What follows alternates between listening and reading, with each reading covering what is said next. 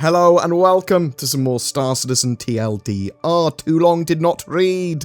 We've had some biggish changes on the roadmap for Alpha 3.12. We've got a summary of the other various Star Citizen news and shows that we've had this week, ending the 25th of October 2020. Star Citizen Alpha 3.11.1 is out to the EVOCATI and in testing. Will we get the Mercury Star Runner in 3.11.1 live? Question mark. When will the 3.11.1 go out to wider PTU?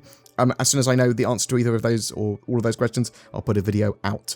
3.12 roadmap updates. So we've got some features getting expanded here. Some have slipped and some have been added to 3.12 for the end of the year. So they've added the bearing A03 sniper rifle and bearing FS9 LMG. We also have vehicle entry identification. This feature adds dynamic markers when in close proximity to your vehicle to aid in entry. These contextually change depending on whether the vehicle is landed or in space to show valid entry methods. There have been some changes and sort of like expansions, or at least clarifications of mechanics as well. So we've got the multi-tool tractor beam attachment. The tractor beam is a device that will allow the control and movement of an object without the need for an actor or other entity to be in physical contact with it. The first implementation of this new feature will primarily be used for quickly and remotely moving cargo and miscellaneous material in space. So in EVA, probably no gravity. It's still coming in 3.12. They just wanted to describe what we're getting better with that first iteration of it. So this is also true of server to client actor networking rework, sort of like them expanding exactly what it means and clarifying what's going on with it. So Cloud Imperium have said, as we've made progress towards improving the server to client actor networking, we've realized that this isn't a task set we'll be considering complete like we do with other features on the roadmap. More specifically, this is a task set that we want to iterate on every release, continuing to refine our synchronization handling, and for this to be something that we can and will be improving with each patch. We began this process of iteration with improvements in 3.9.1 and continued in 3.11, replacing static latency buffers with a dynamic buffer, meaning the better your connection and frame rate is, the more up-to-date other players and NPC positions and actions will appear. Ultimately, our focus is on making the player experience better and more stable, which means iterations on this alongside development rather than all at once. So what they're saying there is they are going to be making updates to the networking and server portion of their game every patch. This isn't a magic solve everything feature that can be just deployed, and every time they update the game, they're going to want to make sure that they're putting time and resources into improving that side of the game while they're moving towards server meshing. There were some features delayed to what I assume is going to be now pushed into 3.13 or the Q1 2021 patch. This is object push and pull. The turnaround between 3.11 and 3.12 was too tight for them to get the feature in a spot that they were happy with, so they need to give it some more time, and they're pushing that back because of that. Death animation improvements will return to the roadmap in the future. They've been focusing a lot of their efforts on force reactions, which we know they are working on things like staggers, stuff like that at the moment. Ship AI hazard awareness and avoidance will not be complete by 3.12's branch date. Again, this will return in the future.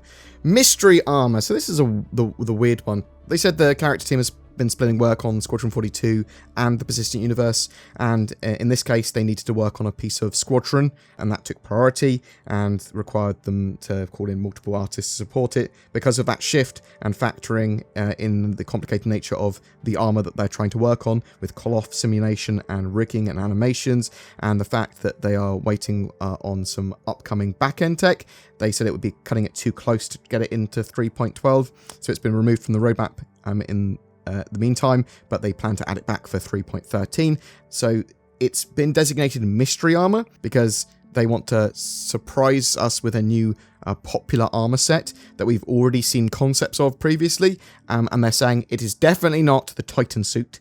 That's not ready yet, so they want to dispel those myths. So that's the sort of delays this time, the disappointment there.